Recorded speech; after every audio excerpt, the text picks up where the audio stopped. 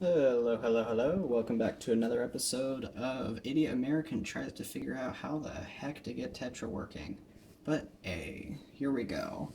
It's been requested that I kind of explain how this bucket of madness works. Yeah, here it is.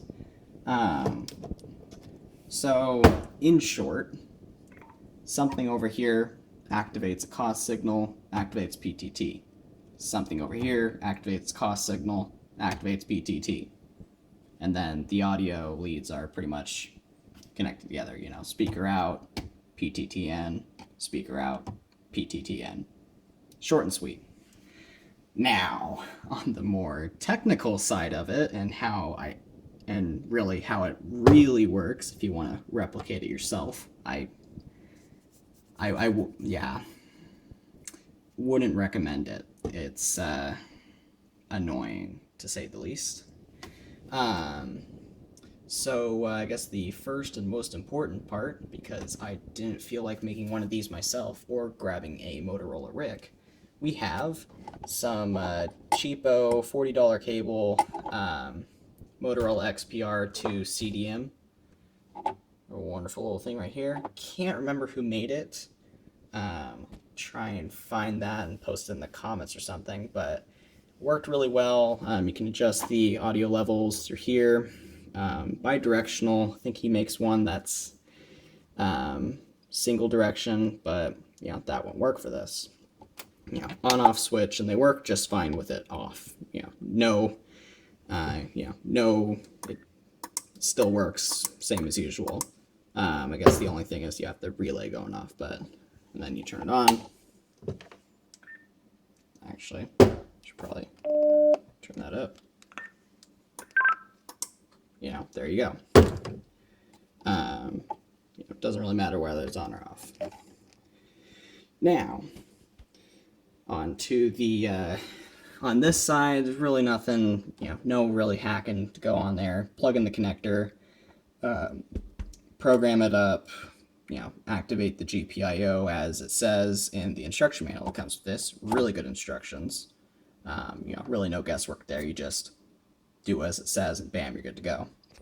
Now, for the MTP with the standard control head, well, yeah, you've got some hacking to go on. And the most obvious part is this giant relay up here. First thing to note, don't get a normal relay. Use solid state. It kind of gets annoying whenever, especially whenever you have it on a desk like this. But, I mean, ideally you should have it next to a DMO repeater. But, I'm just here trying to test it. Don't have a DMO repeater slung up. If you have one and are willing to sell, or have a TMO equipment, hit me up. Just comment on a video. I'll be lurking. I'm open to buy, and I'm willing to pay. That whole sound, it gets annoying very quickly, especially if you have it on like I do. Don't listen to sticky notes, but it's actually on worldwide right now for Brandmeister. May have to relink it, but it gets busy, very busy, to the point where you kind of want to just go out to another room or something. But I mean, that's kind of the point of this. So for this, since I have it in MS to MS and MS to repeater mode, I think is what it's called. That way, whenever I do get a repeater, sling it up. But as far as this relay goes, you can see here, it's there you go, works. You can see here it's got a, on the input, it's got a, come on, focus. It's got a resistor connected to the input, connected to this wire. This wire kind of snakes around, and then I'm not going to be able to show it, but it goes into the bottom. What does it connect to on the bottom? Well, glad you asked. Underneath the GPS cover, you're going to see these pins. Now, really, it's going to be more like this, but that's besides the point. You want to connect that wire to this pin, not any of the other ones. You want this pin. Now, what that's going to do is on idle, I believe it's, shoot, I want to say on idle it's around 10 volts just sitting there, and then once it gets basically a PTT signal coming in and it's receiving audio, valid audio on that talk group, not the orange light was from somebody else, but that talk group, valid audio, then it activates this, and this jumps up to 14. So what I have it is I have that connected up to this resistor for current limiting purposes. I don't want to blow out anything on the inside, and from what I've heard, this will work with the GPS model too. Mine doesn't though. Mine doesn't have a GPS. What I have here is a 12 volt activated relay. That way, whenever it goes up to 14, bam, drops below 10, turns off. And then what I have this doing, since for this specific model, you're going to have to check on your kind of repeater board type thing. For this one, it is a active low.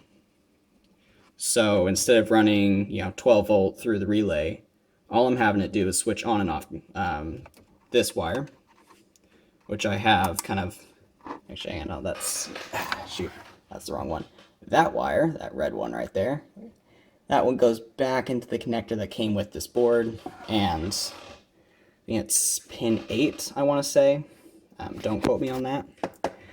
And all that does is that connects this wire, which comes and connects to ground, which comes into that black wire, ground on the relay, wraps around here, ground on the common, and then whenever it gets activated, it goes ground to that red wire right there. Then that activates the PTT on the Motorola, well, the XPR. That's pretty much all you got to do. Not really anything software-wise. I've heard on the next, what do they call it? The next generation control head, or NC something H.